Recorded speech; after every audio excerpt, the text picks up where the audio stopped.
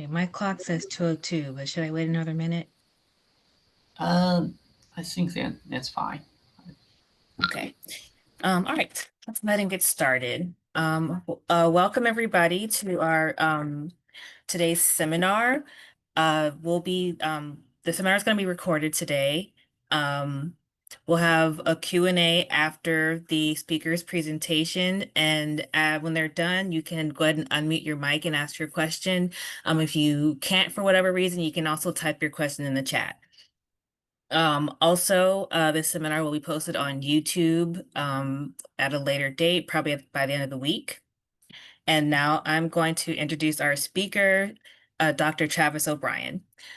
He's been an assistant professor in the Earth and Atmospheric Sciences Department at Indiana University, Bloomington since 2020, and was previously a research scientist at Lawrence Berkeley National Lab. Research within Travis's group focuses on understanding what controls weather and climate phenomena that impact human and natural systems. He and his group specialize in utilizing a combination of numerical models, novel data analysis techniques, and fundamental theory to form and test hypotheses about what controls the physical characteristics and occurrence of weather patterns. This research focuses on the broad questions of what causes characteristics of different weather types to vary from year to year? How well do different modeling approaches simulate different weather types? And how will anthropogenic climate change affect specific weather types? So without further ado, Travis O'Brien. Thank you very much, and bear with me while I get the presentation started. All right. So I want to talk to you today about rivers in the sky, atmospheric rivers. One of the things I'm hoping to convince you of is that these happen worldwide, even in the eastern part of the US. For those of you who are in or have spent time in the western part of the US, you've probably heard of these before. For those of us in the eastern part, we do experience them. As Jennifer said, my research, a lot of it focuses on really the big question of extreme weather and climate change. But one of the fundamental things that guides my research is that there are a lot of different weather types, like hurricanes, mesoscale convective complexes, atmospheric rivers. And each of these different types of weather might change in a different way on a changing climate, just because they're driven by different factors. Sea surface temperatures, for example, being really important for hurricanes, and hurricanes generally forming little to no shear environments, in contrast with mesoscale convective complexes, which really only form in highly sheared environments. So all these factors might change in different ways with climate change. And so a lot of my research focuses on working on these individual weather phenomena and examining them in climate data sets. So one particular type that I've spent a lot of time researching is a type of phenomena called an atmospheric river. These are long, narrow bands of high integrated vapor transport, meaning horizontal transport of water vapor moving in the atmosphere. So they often show up as these long, narrow bands of clouds in satellite images. This satellite image is actually from today. You can see this long, narrow band, pretty characteristic of an atmospheric river, often associated with a mid-latitude cyclone, and sometimes being passed between multiple consecutive mid-latitude cyclones. So a weather phenomenon really on their own. The reason that they have this name is because if you measure the amount of water vapor that flows horizontally across one of these atmospheric rivers, it turns out to be comparable to the amount of water flowing in Earth's major river systems, like the Mississippi or the Amazon. Now, atmospheric rivers have been defined in the American Meteorological Society glossary, and actually only recently. Atmospheric rivers have been around for they've been around forever, as long as there's been an atmosphere with water on Earth, but they've been around with the name atmospheric river since about the mid-late 90s. But only really recently has there been this sort of the compounding of 30 years of research resulting in, for example, people agreeing that atmospheric rivers generally occur in relation to mid-latitude cyclones. So here's a typical diagram of a map of a mid-latitude cyclone with a cold front. So you've got cold air mass over here, warm air mass here, warm front, maybe an occlusion, and a low pressure off to the northwest of the atmospheric river. And a region of high integrated vapor transport, that's these color contours, typically occurring within the warm sector of this mid-latitude cyclone. If we look at it from a transect point of view, so drawing a transect across the atmospheric river, so we've got height on the y-axis, cross transect on the x. Most of that moisture transport happens in the lower layers where most of the moisture is, but it's happening in conjunction with strong, usually geostrophically forced winds that are associated with a strong baroclinic zone, the strong cold front or the frontal boundary in this transect. And that's all associated with this strong upper level jet that's tilted to the west. And that's an important point that I'll get to a little bit later on in the talk. So the reason that atmospheric rivers are important and really well studied is that the difference between a normal number of atmospheric rivers, so for the Western US, that might be something like 20 versus relatively few, that might be as few as like 10 or 15 in a given season, or too many, meaning like 20 to 25, can be the difference between normal conditions, extraordinary drought, and flood. So this particular example comes from a paper by Marty Ralph et al., highlighting a really prominent example of, this is Lake Oroville. This is in the western slope of the Sierra Nevada mountains in Northern California. This lake here was really in extreme drought conditions in 2015. The docks would be about here. The lake level is like hundreds of feet offshore. I remember driving through California during this period. It was really quite extraordinary. And that was just because there had been several years where there were just too few atmospheric rivers. Actually, only a few years later after that, there were a number of atmospheric rivers back to back to back that not only filled this reservoir up, and here's the dam just for reference in all of these images and outflow into the Feather River, the water level got so high that they activated the emergency outflow dam. So trying to avoid the water actually flowing over the top of the dam and eroding that directly, which would have been catastrophic. But even the emergency dam itself had so much water flowing through it that there was substantial damage to that. And this was the difference between just a few atmospheric rivers between years. So these can be really quite impactful. And so this led to, in this same paper by Marty Ralph and company, the creation of a scale to categorize atmospheric rivers. This is similar to the Saffir-Simpson scale for hurricanes or the enhanced Fujita scale for tornadoes, except that it's a two-dimensional index. So on the one axis is the duration, so 1 day, 2 days, 3 days, and on the other axis is the amount of vapor transport. And what they did is they studied lots of cases at atmospheric rivers and their impacts and found that these ones that are relatively short-lived and moderately strong, they tend to just bring beneficial rain and not flood along with them. But as you start to step up in magnitude to these longer duration and higher intensity atmospheric rivers, they become increasingly hazardous until you get to so much water in Category 5 atmospheric rivers that you have so much water that soils become saturated, so much water comes over the course of a few days that reservoir managers can't actually even manage that input water anymore in some cases. So this 30 years of atmospheric river research has really led to atmospheric rivers as a concept as being really useful for communicating weather risk. So for those of you on the West Coast or who have lived on the West Coast, as I said, you're probably familiar with atmospheric rivers because they're commonly talked about in weather forecasts. You know that if somebody says there's going to be a really strong atmospheric river, it means there's probably going to be a lot of rain. So this particular map, this is from the Center for Western Water and Western Weather and Water Extremes, showing output from the GFS model for this is a weather forecast model about a week from today, showing a relatively small and probably moderate atmospheric river impacting California. And that can be communicated to people having to make decisions, people just having to manage reservoirs and things like that about the likely impacts of this sort of moderate atmospheric river a week in advance. It has also led to intensive study. And actually this, just a few years ago, Congress passed a law that says that atmospheric rivers actually have to be monitored each winter. So this is, again, from the Center for Western Weather and Water Extremes, showing, this is from the 2019 season, but this has happened every winter for the last, I think, at least 6 years. Actually, probably closer to 8 now.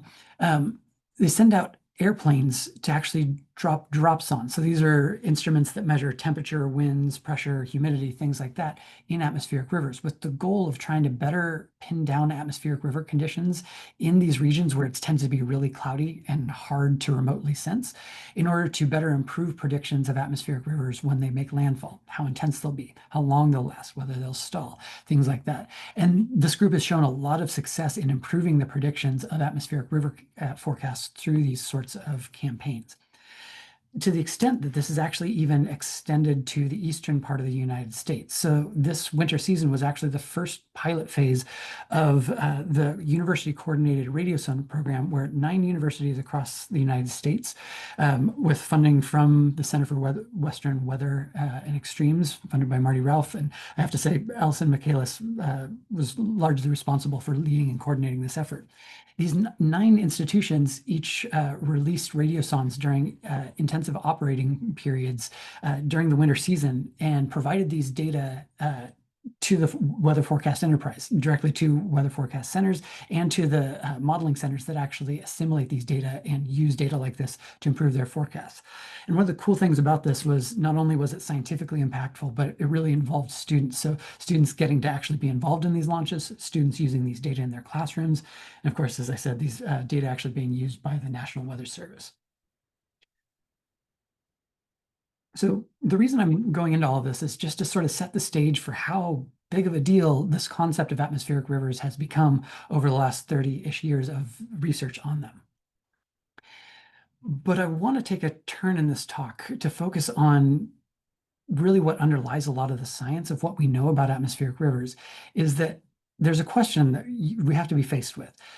So if we go back, American Meteorological Society's definition is a long, narrow band of strong integrated vapor transport. So let me pose a question to you. If I were to give you a map like this, how would you identify objectively atmospheric rivers in this? And I say objectively because, say that you want to do this over thousands or tens of thousands of maps like this. What steps would you take to translate this map of integrated vapor transport into some sort of objective measure of the presence of this atmospheric river? So while you maybe think about that, let me walk you through one particular example. This is an algorithm that I developed a number of years ago. Starts with integrated vapor transport as the input field. And the first thing it does is it filters out the intertropical convergence zone, this region where you have high integrated vapor transport just because there's so much humidity in the tropics that the wind barely has to blow for IVT to be high. So once that's filtered out, you start to see the atmospheric rivers being highlighted a little bit more prominently. So now we want to get rid of this background integrated vapor transport that's not necessarily associated with these long, narrow bands. So in the particular algorithm that I wrote, I made the choice to rank each IVT value by its relative spatial percentile. So value of 1 where it's highest on the map, value of 0 where it's lowest, and then just threshold that at some high value. In this case, I think it was 0.98 or something like that. And so now you start to see the footprints of atmospheric rivers. But it's debatable whether these smaller objects actually count or not. And if you have experts actually sit down and identify these, some experts do identify these smaller objects as atmospheric rivers, some don't. So last step is maybe filter by size. In this case is the choice that I made. So atmospheric rivers that are too small get filtered out, and the thing that you're left behind with is the footprints of these atmospheric rivers in this original map. Now, I'll just say as an aside, in this particular algorithm, I took a Bayesian approach where I actually made 1,000 atmospheric river detection tools that used these various steps, just choosing different parameters for the filter, for the percentile threshold, and for the area minimum area for atmospheric rivers to emulate what experts did. Me and my colleagues sat down and actually clicked on a bunch of atmospheric rivers and identified these. But what I'm trying to get across is, and I'm hoping you got a sense by the end of this, that this is all sort of ad hoc. There's a lot of different choices that I could have made. And maybe you thought of different choices that you might have made in detecting atmospheric rivers.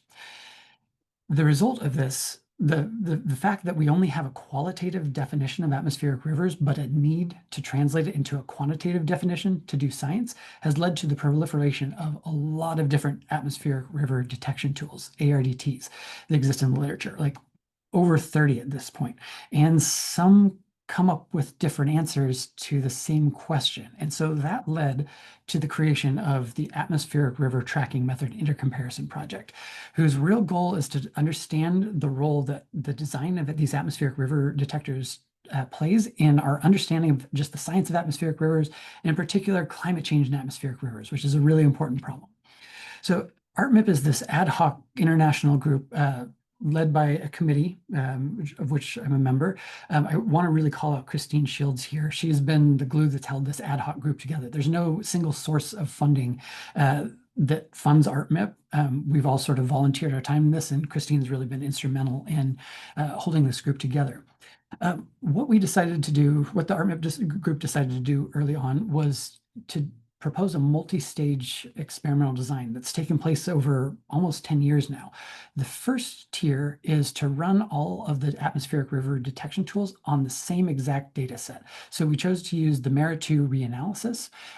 Most ARDTs either use integrated vapor transport or integrated water vapor, but there were some additional variables stored for other design choices that other ARDTs might use. So this got rid of one of the sources of uncertainty that existed in the literature predating this, was that everybody had a different choice of data set that they worked on, different time period, different reanalysis, things like that. So now we're all running the same experiment, and we can actually intercompare these detection tools on fair ground. The second tier focuses on specific scientific questions. So how will atmospheric rivers change in a warming climate? Or how does high resolution impact our understanding of how atmospheric rivers will change in a warmer climate? How are atmospheric rivers represented in reanalysis? And I want to recognize that Alison Collow's on the call here. Glad to see my ARTMIP colleague here on this webinar with me. She led the Tier 2 reanalysis paper just a couple of years ago. And it actually turns out there is a surprising amount of spread in how atmospheric rivers are represented in reanalysis, largely because of what I alluded to earlier, that there's sort of missing data that satellites can't see very deep into the atmospheric rivers where it's really wet and rainy in a lot of cases. And then this last, most recent question of how do atmospheric river detection tools influence our understanding of atmospheric rivers over the Holocene? So ARTMIP has resulted in a lot of publications, either direct publications on these tier experiments. So this is the Tier 2 paleoclimate experiment paper, that overview paper that just came out, or papers that use the data sets that we've produced. Because one of the key principles that that we all agreed on early on is that this is a community asset. We're producing community data sets that others can use that are freely available. So if any of this sounds of interest to you, you can get the publication list here using this QR code. That same website also has links to the ARTMIP data sets. Feel free to email me too if you're interested in this. Our goal is to help move the science of atmospheric rivers forward by making all this data publicly available. Okay, so I want to dive into the ARTMIP Tier 2 CMIP 5.6 study, which is, I led the overview paper up here, QR code and DOI up here if you're interested. So what we did, same idea as the Tier 1 experiment, run all of the atmospheric river detection tools that we can on the same data sets. In this case, we chose a set of 6 CMIP 5 experiments, simulations, and 3 CMIP 6 experiments. We chose these based on the availability of high frequency data on winds and humidity, which actually turns out is not super common in the coupled model intercomparison project. And we need those data available both for historical simulations that run from the relatively recent past, and then for future scenarios. So for CMIP 5, the RCP 8.5 scenario, which is the high emissions scenario for CMIP 5, or the SSP 585, which is the equivalent scenario for CMIP 6. And so we curated a data set of integrated vapor transport, integrated water vapor, probably a couple other variables that I'm not remembering off the top of my head, and just ran a bunch of atmospheric river detection tools on these. So what I'm going to show here, let me just walk you through this. There's a lot going on in these plots. So let me just focus you on this rightmost plot. Each of these plots represents a map of atmospheric river frequency in this top row. So the number of AR days per year, I believe this is the annually. So you see these AR hotspot regions in the Pacific, in the Atlantic, Southern Ocean, things like that. So atmospheric rivers happen worldwide, and this is the mean across a bunch of different algorithms. Each of these panels here, or each of these columns in what will be a table of maps momentarily, each represents a different atmospheric river detection tool that we ran on all these various data sets. In this case, this is on the MERIT-2 data set. So this is essentially a summary of the Tier 1 experiment. And what you can immediately see, I hope, is pretty wide diversity in the maps of where ARs occur and how frequent they are. Some atmospheric river detection tools depict them happening pretty uniformly over the mid-latitudes in both hemispheres, whereas other tools have them really tightly occurring in these hotspot regions.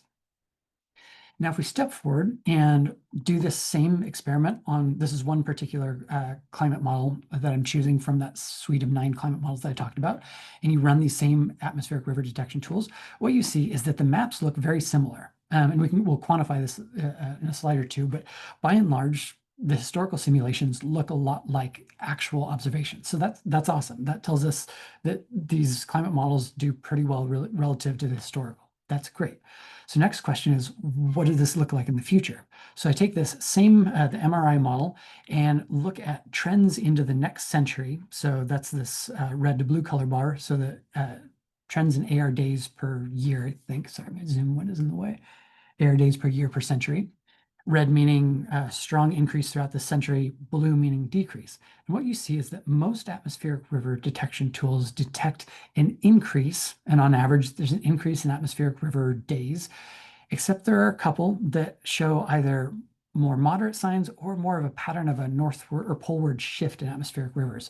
And that's an important source of uncertainty because we only have a qualitative definition, we can't say that any of these atmospheric river detection tools are right. So all we have is just, we know that I chose one way of detecting atmospheric rivers. This is the one that I wrote. Others chose other ways. And we come up with qualitatively different answers for how atmospheric rivers will change in the future, which is a really interesting result. If we look across all of the 9 all of the 9 CMIP models that I showed, the same pattern emerges. Mostly increases. A couple of the detectors show sort of this shift pattern, but by and large, it looks like the consensus seems to be pointing towards an increase in atmospheric river days. In terms of how well these compare with reanalysis, we can create a Taylor diagram. So this is a radial diagram. So the radius here represents the spatial standard deviation. So sort of how strong the peaks are in the atmospheric river zones like the North Pacific versus how weak they are in the regions in between. And how does that compare between different atmospheric river detection tools, that's the different colors, and different models, that's the different symbols. The angular axis here is the spatial correlation. So do the climate models have AR hotspots in the same places in the maps that we do in reanalysis? A perfect model would be right on this dot here, where the ratio of spatial standard deviations between the model and the reanalysis is 1, and the correlation coefficient is 1. Generally, in terms of climate model analysis and Taylor diagrams, this is quite high. I mean, it's really high spatial correlations. That is consistent with what I think you saw in those last maps. Spatial standard deviations generally pretty high, although some variability in that. Precipitation, if we look at precipitation happening within atmospheric rivers, so we take the precipitation field and we multiply it by the footprints. So 1 where you have atmospheric rivers, 0 is where you don't.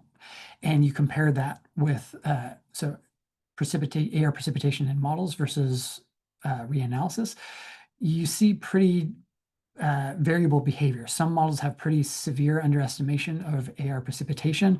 Others have just sort of slight mismatches in where the precipitation tends to occur in the hotspots.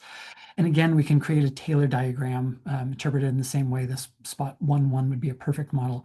What we see is lower correlations and much more spread in the spatial standard deviation of AR precipitation. So precipitation doesn't look quite as good in these models, but still kind of useful. Okay, so let me just take a step back and say that, so if most models and atmospheric river detection tools project an increase in atmospheric rivers, where is that coming from? There's at least 2 things that could cause this. One is you could just have more atmospheric rivers. So more of these happening at any given time. The other is they could just be getting larger. And in atmosphere with more moisture, if you're detecting based on a threshold of moisture content in some way, then your footprints are almost certainly going to get larger in a larger climate. And that's an important point that I'll get back to in a minute. So what we did was we partitioned each atmospheric river detection tool, again, that's each color here represents a different tool, and each of the symbols represents a different climate model. And we counted the number of atmospheric rivers that occur at any given time. Just in general, if you look at a global map, generally you'll see order of magnitude about 10 atmospheric rivers at any given time. And there's actually a question that is really interesting. This is an aside. We don't actually know why it's 10. It's plausibly associated with wave number 5 being the dominant driver, but this has not actually been proven yet. So just throwing that out there. So the number of atmospheric rivers detected by each atmospheric river detector versus the typical size of them. The historical simulations are these closed symbols. The future scenarios, and this is, I think, the last 30 years of the simulation, so 2070 to 2100, are these open symbols. And so a movement, this diagonal sort of movement from the historical to the future indicates more atmospheric rivers and larger atmospheric rivers. So most atmospheric river detection tools say that there's more atmospheric rivers, both because there are more and because they are physically larger. So it's actually both.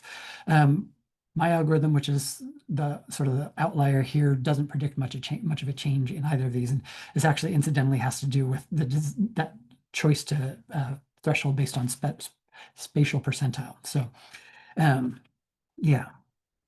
So if we look at the trend in AR frequency along transects along the West Coast. So this is a transect along the West Coast in the Pacific. So this is Southern South America. This is Northern North America here on the right, and also in the Atlantic. We can partition the trend in AR uncertainty into the uncertainty that's coming from the choice of climate model. Again, we had 9 climate models going into this versus the choice of atmospheric river detector. And what we see is that the atmospheric river detector uncertainty is enormous. It completely swamps the model uncertainty here, with some regions having decreases. Again, my algorithm and the Tempest Extremes algorithm predicted decreases in some areas, others predicting very little change, others predicting very large changes. So the question is why? What is driving this? And so one of the things that we did was we categorized these atmospheric rivers detection tools by how they threshold the field. As I said, with a warmer atmosphere holding more moisture, if you threshold on an absolute threshold for integrated vapor transport, then as there's more moisture in the atmosphere, IVT is just going to go up, and you're going to generally detect either more or larger atmospheric rivers. So there are a couple absolute atmospheric river detectors, AirConnect, PNNL V1 and LoRa V2, that we hypothesized would have this really strong climate change signal. There's a second category they describe themselves as relative in the literature, but the thresholds that they use are temporal thresholds, and they're fixed in time for the period that they're analyzing, meaning it is essentially equivalent to an absolute threshold. It's just that absolute threshold varies in space depending on temporal percentiles. So these we also hypothesized would also have a stronger climate change signal. And then there were 2 totally relative atmospheric river detectors, T-Cabard, which I said that's mine that thresholds based on spatial percentile, and then the Tempest Extremes algorithm, which uses the Laplacian, so the curvature of the IVT field, in order to determine atmospheric river presence. So when we partition based on this, and I'm using this color scheme of red, sort of golden, yellow, and green. Oh, right, that should have been blue, actually. So we can partition this spread in atmospheric river trend into the spread. So these relative ARDTs tend to have either lower or more negative trends, so sort of a weaker climate change signal. In contrast, the absolutes and the fixed relatives tend to have a much larger climate change signal. So this seems to explain the behavior. But again, I want to emphasize, we don't know what the right answer is here. This is a fundamental uncertainty in atmospheric river science. The choices on absolute versus fixed relative or totally relative, you could make very plausible arguments for why you would choose to make that choice based on a particular science question that you're answering. And that's sort of the theme that has emerged from ArtMip. And let me just say that we're actually writing a synthesis paper right now that we're hoping will be published later this year, early next, sort of synthesizing a lot of the important points from ArtMip. And one of them is that the scientific choices that we make in designing these atmospheric river detection tools influence the answers to questions that we might use these tools on later on, after we designed these tools for a specific question originally. And I want to also just conclude by this part by saying that this uncertainty doesn't just have to do with climate change. It actually has this impact in how we detect atmospheric rivers, impacts our understanding of just nature, of the observational record. So this is a summary figure from one of my PhD students' papers that's in second round of review for JGR atmospheres, looking at the seasonality of atmospheric rivers worldwide using multiple different atmospheric river detection tools. And one of the things that we found, Dia Kamnani, my PhD student, found is that first off, there are lots of regions where the seasonal cycle isn't consistent. It's not necessarily a wintertime phenomena everywhere like people originally thought. Although some places, so as sort of greenish color like the Western US, you do see it's pretty strongly winter. Northern North America, it's more summer is the predominant season and so on. But what I want to highlight is these areas where you see stippling, either a vertical line or an X, means that we have fewer and fewer atmospheric river detection tools agreeing on that seasonality. And if you just sort of take a step back and look at the big picture view of this map, very large areas where there seems to be a seasonality signal, there's not actually agreement among the atmospheric river detection tools on that seasonality, on whether winter is the peak season versus whether it's spring or fall. So really sort of interesting result here. All right.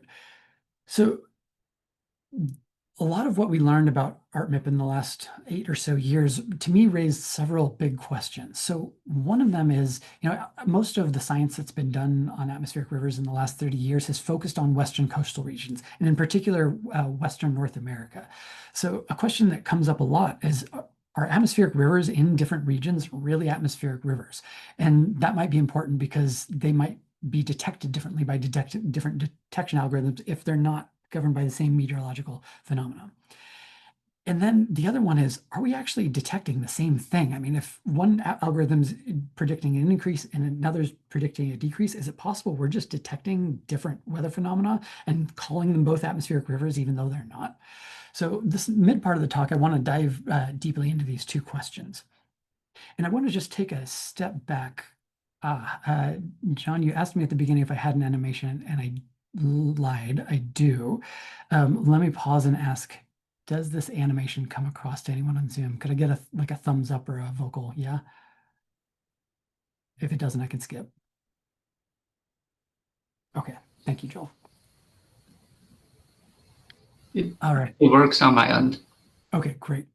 So what I'm showing here, I just want to take a step back to this global view to make the point that things that we might visually identify as atmospheric rivers, they happen all over the place. So this animation is 2 years of data, a couple days a second passing by here. These regions of these sort of orange, yellow colors, these are regions of high integrated vapor transport. The blue contours represent fronts. It's the gradient and equivalent potential temperature at 850 hectopascals, and then the red contours are integrated water vapor. But more or less, you can see these bright regions as atmospheric rivers. And if you just pause for a second, turn it. If you just sort of pause for a second, you'll see what I was saying, that at any given time, you can count maybe like 5-ish atmospheric rivers in the hemisphere. It depends on how you count them. Some might count more like 12, some might count more like, some might count like 8 or so, or as few as 3. But by and large, these happen worldwide. And if you watch, particularly, let me jump back to the spring season, you see these long, narrow bands of strong moisture transport happening in the eastern part of the United States, frequently originating from the Gulf of Mexico. So we get these things that are morphologically atmospheric rivers. The question is, are they really atmospheric rivers? Are they the same thing as these atmospheric rivers that frequently hit the West Coast, particularly in the wet season? So one paper by Emily Slinsky a number of years ago quantified, using a particular atmospheric river detection tool, the fraction of extreme rainfall across the United States that's associated with atmospheric rivers. These, and apologies to those of you with color vision deficiency, I will highlight regions with my mouse here. So these purple to red regions, so that's a large part of the eastern United States and upper Midwest, and also the western United States. Upwards of 70 to 100% of the extreme rainfall, and that's defined in this paper, if I recall correctly, locally as rainfall events that are over the 95th percentile temporarily, are associated with atmospheric rivers. And if you even are a little more liberal and go to these blue colors, which is most of the eastern half of the United States, over 50% is associated with atmospheric rivers. But again, I want to just reiterate sort of qualitatively a conversation that I've had with colleagues over the years is, are these really atmospheric rivers? Could it just be the Great Plains low-level jet in this part of the country that explains this, and it's not really the same as an atmospheric river happening over here? Fair question. Let me skip this slide in the interest of time. So, and just get to this really key question here that I want to emphasize. Are atmospheric rivers in non-Western coastal regions actually ARs? As I alluded, are they really atmospheric rivers, or are they the Great Plains low-level jet? And this is this question can be formulated in terms of testable hypotheses. So hypothesis A, which I would call the null hypothesis, is that these Midwest or Eastern US atmospheric rivers are just some manifestation of the Great Plains low-level jet. The literature on the Great Plains low-level jet indicates that it's more or less a mesoscale phenomenon. There might be some coupling with synoptic scale dynamics, but it's governed by mesoscale and boundary layer processes. So if this hypothesis is true, then these Eastern US and Midwest atmospheric rivers should occur irrespective of what the broad scale synoptic state of the atmosphere is. They should happen in the spring season just due to the spontaneous mesoscale processes that drive the Great Plains low-level jet. Hypothesis B is that no, they really are the same as the West Coast ones, meaning that they're associated with mid-latitude cyclones or baroclinic waves, which are large synoptic scale that have a large synoptic scale imprint, meaning that if we look at composites of atmospheric river conditions, then we should see a really strong synoptic scale imprint that's consistent with mid-latitude cyclones. So the way that we did this, we identified atmospheric rivers, again, using the tool that I wrote that I talked about, but we actually also tested this with at least might have been two other atmospheric river detection tools. We looked at different seasons, and then what we did, we started off with just Bloomington, Indiana, which is where I'm located at right now. Anytime an atmospheric river passes by Bloomington, Indiana, we take a snapshot of meteorology around there, and then we composite these all together and get the average meteorological conditions when atmospheric river conditions are present over Bloomington. We also tested this for Washington, D.C. and Norman, Oklahoma, just to get sort of a representative sample of the part of the United States that's east of the Rockies. And we composited the heck out of the data that we had available. Basically looked at all the meteorological quantities that we could using ERA5. So first thing that I want to show is just the moisture field. Just, are these atmospheric rivers morphologically? And what we see is that, yes, when atmospheric river conditions are present over Bloomington, Indiana, that's the yellow star here, we see high integrated vapor transport occurring in a long, narrow band. Great. It's an atmospheric river. And also, it's notable that we do detect a low pressure to the northwest in every single case, and a high pressure off to the southeast in all but the summer case. That we couldn't identify a closed high pressure in the summer. It was more sort of an extended ridge, so we omitted that. All right, what about the meteorology? Okay, so these are some sort of complicated maps, so bear with me. There's a lot of information here. The background colors are temperatures at 850 hectopascals, so maybe 1.5 kilometers up in the atmosphere. And the color bars differ, but what I'm emphasizing here is this sort of wave-like structure in the temperature field. So you see a cold air mass off to the west in just about all the cases in each season, so winter, spring, summer, fall. And then if you look at the upper level, so 500 hectopascal geopotential heights, that's these white contours, you see a trough to the east and a very large scale trough. I want to emphasize this is a synoptic scale feature. I mean, this is thousands of kilometers trough to trough. If you look at the gray contours, those show I think that was 850. Oh yeah, I've got it here. 850 hectopascal geopotential heights, also ridging, but that ridge is offset relative to the upper level one a little bit to the east. So you get this tilted trough structure, which is really characteristic of a developing baroclinic wave. If you've ever taken a dynamics class, that's one of the things that's really emphasized there.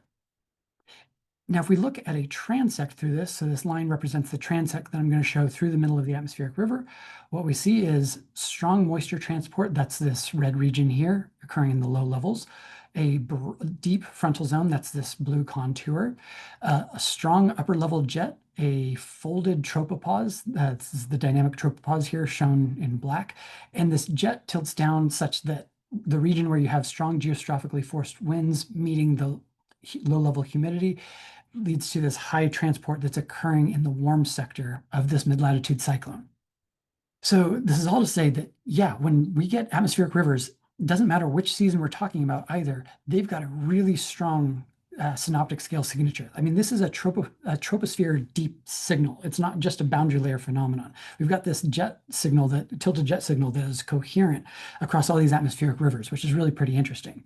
Now, the reason I introduced this like this is, drew these maps like this, is directly to compare with the AMS glossary definition, just to make the point really clear that these eastern US atmospheric rivers are dynamically consistent with atmospheric rivers that have been studied extensively in the West Coast, resulting in these sort of schematic maps, such that if you look at maps or transects, you get the same signatures of mid-latitude cyclone or baroclinic wave behavior that's driving this, this long, narrow band of integrated vapor transport. All right, so check. Yes, answer this question, at least in the eastern part of the United States. And again, we tested this for Washington, D.C. and Norman, Oklahoma, get the same answer.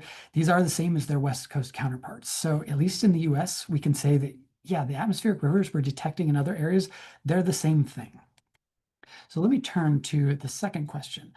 Are atmospheric river detection tools detecting the same weather phenomena? And this is research that's been led by my current but almost outgoing PhD student, Kwesi Quagrin. He'll be finishing his dissertation here in just a couple of weeks and defending it. And these slides are courtesy of him, so hence the style change here. So question here is, are the background synoptic scale conditions consistent across these atmospheric river detection tools? The way that we did this, we sort of generalized the approach for the Midwest atmospheric rivers, chose a bunch of different static locations in along the northern coastline, along the southern coastline.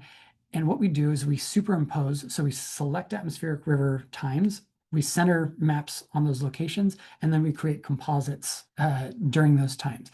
And as I'll talk about later on, Kwesi also looked at k-means clustering to see if there were maybe different subsets of atmospheric rivers that might be detected here. And we look at atmospheric river detection with a bunch of different atmospheric river detection tools. So I'm showing here the atmospheric river detection tools that Kwesi looked at in this paper, including the range of types of tool that I talked about. So absolute, relative threshold, what he's calling relative absolute, which is what I called fixed relative early on. So multiple different atmospheric river detection tools, a range of sort of sensitivity, with Guan and Walliser being the most permissive, meaning it detects a lot of atmospheric rivers, versus Connect 500 being the most restrictive, meaning it detects relatively few atmospheric rivers. All right, so before we look at results, I want to show you a schematic, because again, this is going to be a lot, even more information than I showed on the last maps here, shown in schematic form. So what we wanted to do was depict the essence of what I showed in the maps in the Midwest or the Eastern US atmospheric river paper, but a little bit more simply. So there will be two sets of lines. So these black lines, this shows the sort of the center of the upper level, the 250 hectopascal waves in geopotential heights, and the thinner line will be the 500 hectopascals. And the question is, are these shifted relative to each other, and where's the location of the trough and the ridge? There will be indications of low and high pressure objectively detected relative to where relative to the composites. We'll also be showing upward vertical velocity here, integrated vapor transport, and integrated vapor content. Okay. All right, so now that we've got this schematic worked out, here are some actual results. And each panel here shows a different atmospheric river detection tool. Again, these are relative composites. So we selected locations, took out about a 20 by 15 map of meteorology around each of those locations when atmospheric rivers conditions were present as detected by a particular algorithm, and then average in time. So what we see is strong wave-like behavior. Some have a stronger trough presence. Some atmospheric river detection tools show a stronger trough presence than others. Some have a shorter wavelength structure. So these two, the distance from trough to peak is a bit shorter than in some of the other detection tools. That's interesting. We see strong upward vertical velocity in roughly the same location in all of these. We see the outline of the atmospheric river, which is this red contour showing a region of 250 kilogram per meter per second IVT, which is generally considered the lower threshold for atmospheric rivers in the mid latitudes. So broad picture here is that, yeah, all of these atmospheric river detection tools seem to be showing signatures of a baroclinic wave. So the 500 hectopascal heights are shifted eastward relative to the 250. So you've got this tilted wave structure. You've got most of the transport happening in what would be the warm sector of, if we were showing fronts here, strong uplift within this strong geostrophic region, or strong baroclinic region, sorry. But a question arose here, since there's so many atmospheric river samples going into this, maybe we're averaging out some of the interesting behavior.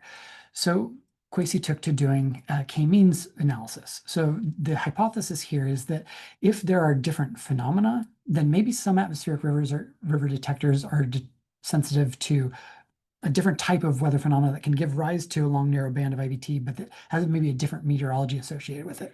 Maybe the Tika Bard detector is more sensitive to this type than another atmospheric river detector would be. So if this hypothesis is true, then if we do a clustering analysis on the meteorology, and he clustered on, I believe it was 500 hectopascal heights and total column moisture, which should be a pretty good representation of the synoptic state of the atmosphere, then we would expect different meteorological patterns in the different clusters and maybe different predominances of the different clusters in the different algorithms. So first off, what he found is there were only two clusters, did a pretty systematic analysis of this, and these clusters turn out to not be terribly different from each other. So this is cluster one. So these are just the time steps associated with cluster number one in each of the different atmospheric river detection tools. And it's a large fraction of the time, or of the times are associated with this cluster one, roughly like 2/3 of the time. The meteorology is consistent with cluster one. And one of the things to note here is that these all have that longer baroclinic wave structure, not quite as short as some of the composites, the full-time composites had. If we look at cluster two, however, we still see this consistent baroclinic wave structure, but we start to see some more of the shorter wave component pop out here. So this does hint that maybe some atmospheric river detection tools are less sensitive to short wave or atmospheric rivers that are generated by shorter waves rather than longer waves. So that could potentially be part of the discrepancy among future climate change signal in some atmospheric river detection tools versus the others. But by and large, we're showing really systematically here that at least on the west coast of the United States, atmospheric rivers are atmospheric rivers are atmospheric rivers. They're all driven by baroclinic waves. So they all share the same meteorology. Okay, so I just want to wrap up here and just end with sort of a big question, because this is, I'm left scratching my head here, to be honest. It's a really fascinating result, because on one hand, we have this huge and really important spread in atmospheric river projections. Depending on how you design your detector, you can get different answers. And that's a really important point. But on the flip side, we've shown in a number of different ways that these atmospheric river detection tools really kind of agree with each other. So how do we reconcile these two things? I mean, it seems to boil down to, it's just subtle differences in the choices that algorithm designers make. And maybe you have these subtle changes in sort of the spatial behavior of the IVT field or whatever you're detecting on, that in some cases you might have sort of a increase in IVT, but this sort of broadening that one detector will detect as an increase in atmospheric river footprint, whereas another might detect as a decrease. I don't know. This is really interesting and actually worth studying. So we're left with some pretty cool open questions to pursue here. And I want to wrap up by saying that this problem is not unique. I mean, I've focused on atmospheric rivers here, but the literature, there's almost this cottage industry of atmospheric river or phenomena detection. And one thing I'll say as an aside, maybe some of you are associated with some of these communities. These communities don't really talk with each other. So there's a whole community of people who detect tropical cyclones, a whole community of people who detect fronts. They don't talk to the tropical cyclone people. We don't talk to the front or the tropical cyclone people in the atmospheric river detection tool community, but we're facing a lot of the same problems because fundamentally what we're doing is we're taking meteorological maps and trying to draw boundaries in a fluid. Like, put outlines around fronts or threshold fields, and you get these interesting diverse behaviors. So for example, this recent paper by Zhe Feng et al., I think this was either just late last year or this year, it quote, substantial differences, a factor of 2 or 3, arise among mesoscale convective complex or mesoscale convective system trackers frequency and their precipitation contribution, depending on just sort of editorializing here, depending on how algorithm designer decided to detect mesoscale convective systems. And this is just one example. I could come up with an example for each of these different phenomena. So this is interesting, and it's kind of a problem because these uncertainties matter for our scientific understanding. I mean, tropical cyclones, they're pretty unambiguous when they're strong, but the weaker, like tropical depressions to Cat 1s, that's where you start to see the spread, and maybe spread in answers to scientific questions associated with tropical cyclones. All right, so just want to acknowledge here contributions from a lot of either my past or current postdocs and students. You saw results directly from Dia Kamnani and Kwesi Kregren, but also a lot of my colleagues who are now collaborators, and then a lot of my students and postdocs who aren't shown here, but who've either contributed somewhat indirectly or just through enriching my experiences as a professor and mentor. So with that, I'll leave it with the key points up here, and a strong thanks to the Department of Energy for supporting the calibrated and systematic characterization, attribution, and detection of extreme scientific focus area at Lawrence Berkeley Lab, which I've been involved with since 2013, which has funded the majority of the research that I've shown here, and also a grant from the Lilly Endowment that funded some of the computational work that I did here at IU. So thank you. Thank you for your talk. It was really interesting. So now the floor is open for questions. You can go ahead and unmute your mic to ask your question, or if you can't do that, you can type your question in the chat.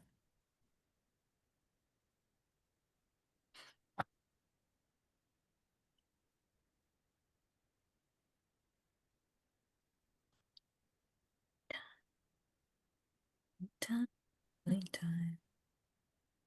Dr. O'Brien, can I ask a question? Please. Where or how do the atmospheric rivers originate? I guess you're establishing their formation and identification. I guess what are the tools that are actually bringing all the moisture together in the first place? So that's actually a somewhat open question. It's interesting. There's two sort of end member theories, I would say. That's reality is probably a mixture. One is the tropical moisture export theory. So the idea is, if you have a strong meridional gradient in moisture, then if you have a wave drop down, it'll just directly advect moisture out of the tropics. And so the tropical moisture export would be one of the ways that that could happen. The other one is, in these waves, you tend to have really strong convergence just due to the dynamical processes that are taking place. And so pushing moisture together horizontally. So horizontal moisture convergence can also lead to concentration of vapor. And if that's happening in the presence of a low level jet, then strong vapor transport along with that. Some papers showed that at least in some cases, in some areas, it's dominated by convergence. Other authors have shown some relatively compelling evidence, at least in some cases, that it's tropical moisture export. I'm not aware of a study that's looked at this systematically, sort of a comparison between these two end members worldwide, but it's going to be one of those two things. All right, thank you. Mm-hmm. Is it that criteria is same for every region? Sorry, could you repeat that, please? Yeah, is it that criteria for the AR identification detection? Is it the same for every region? Like so let me just repeat that to make sure I'm understanding right. You're asking if the criteria for AR detection is the same for every region? Yeah. Yes. Good question. That depends on the AR detection tool. So let me share screen again and go back. So For the atmospheric river detection, actually for these, yeah, I'll just highlight these. So for these are what I would call global atmospheric river detection tools.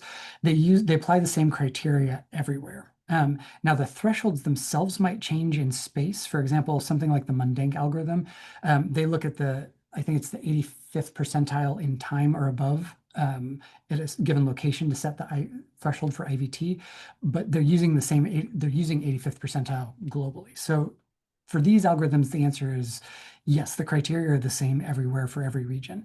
There are other detection tools that I haven't emphasized in this talk that are generally referred to as regional detection tools. So they're designed to focus on a particular region, like somebody's really focused on West Coast ARs, but maybe they customize that for a different region. And usually they'll change thresholds when they move regions. In that case, no, they use different criteria for different regions. And that's another element of uncertainty here. Yeah, well, my thing is the polar region, is it we can use it the same criteria or not? What we are using for the best? Yeah, you're hitting on a really interesting point. For these global algorithms, yes, for the polar regions, the criteria is the same. Most of the detection tools that I showed detect very few, if any, atmospheric rivers happening in polar regions, just because they're sort of designed for mid-latitudes. They're designed for water vapor transport that's extreme sort of in general. The Guan and Walliser version 2 algorithms, the one exception there, they do tend to detect quite a few in the poles. There are some algorithms that are designed specifically for the poles to look at well, yeah, I won't go into the details, but they're designed to emphasize moisture transport anomalies in the polar regions where you have very little moisture in the first place in the background. Yeah. Mhm. Okay, we have a question in the chat from Channel Park. I think the potential diversity in driving meteorological patterns of ARs originates from the fact that AR detection proxies, i.e. IVT and IWV, are purely kinematic without dynamical information.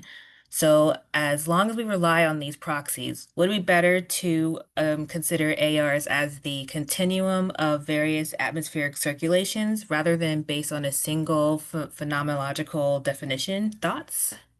Yeah, it's a good point, and one that I've had a variant on. I use slightly different language, but I think I'm saying the same thing when I talk about this. So I describe atmospheric river detection tools as morphological. They're looking at the shape of either the IVT or the IWV field. They're not looking at anything dynamical, which I think is the same point that you're making, which is one of the reasons that you have this, some people talk about warm conveyor belts, which are a more dynamically oriented thing, which are actually distinct from atmospheric rivers. It's an interesting topic we could get into, versus something that's purely morphological. So yes, I agree that it's probably better to view atmospheric rivers as a continuum of dynamical processes that might cause ridges in the IVT field. But I guess the point I'll leave with is that what we've shown here, the question we've asked is, even though we're using this morphological definition, are we consistently detecting the same underlying dynamical drivers? And it does look like the answer is increasingly yes there. We haven't answered this definitively globally everywhere, but it seems like we are safe to be assuming that if we see an atmospheric river in the mid-latitudes, we can probably associate it with baroclinic wave dynamics.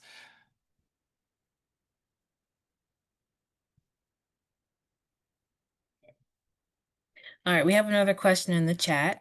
You already mentioned about the drivers for the more and larger ARs in the future in terms of atmospheric dynamics, but can you elaborate on that a little more? Yeah, so well, let me contrast two things, and let me frame this in terms of how the literature often talks about just global climate change in general, the difference between dynamics and thermodynamics. The threshold phenomenon that I talked about of, water vapor increases. So if you have an absolute threshold, you're going to detect larger and or more numerous atmospheric rivers. All you got to do is get over that 250 or whatever that absolute threshold is. So that would be what I would call a thermodynamic driver of atmospheric river change. But we also have global climate model simulations show likely shifts in jet streams. So, although that depends on which particular model you're looking at, but possibly a poleward shift there's a poleward expansion of the Hadley cells, poleward shift of the cyclone tracks, meaning you might have a poleward shift of the atmospheric rivers. And those two things are going to be happening simultaneously in a future climate change simulation. And so there's a question of which of these two factors is your atmospheric river detector more sensitive to. The detector that I designed explicitly removes the thermodynamic signature just by the way that it's designed, because it looks at relative snapshot in time and spatially relative thresholds. So you can't get Clausius-Clapeyron scaling in that. And so mine's probably the most sensitive to that dynamical shift versus others. Whereas if there's any sort of a moisture threshold involved, you're going to get some component of that thermodynamic change. But how this interacts in a given atmospheric river detection tool depends on exactly how you implement it, and that's really sort of interesting. The other thing that you could have is just changes in the shapes of, so if it's, say for example, that it's convergence that drives the formation of a given atmospheric river. If you have sort of higher curvature in the dynamics that are driving that convergence, then you could have a more peaky behavior, but with sort of slower tail decay. If you have a really high threshold, you might detect a narrower band. If you have a relatively low threshold, that even though it's more peaky, you might observe it as being larger. So there's all sorts of interesting things to think about here that, again, just want to emphasize this is a really complex problem and worth thinking more about. So maybe this is an invitation to think about this, collaborate, and yeah.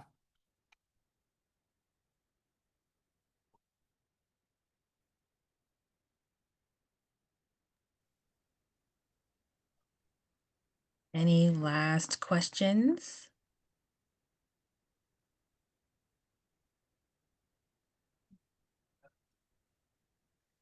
Okay, well, in that case, thank you all so much for attending our seminar today. Thank you to Dr. O'Brien for his talk. And again, this seminar was recorded and will be posted on YouTube. So thanks, and everyone have a good afternoon. Thank you all.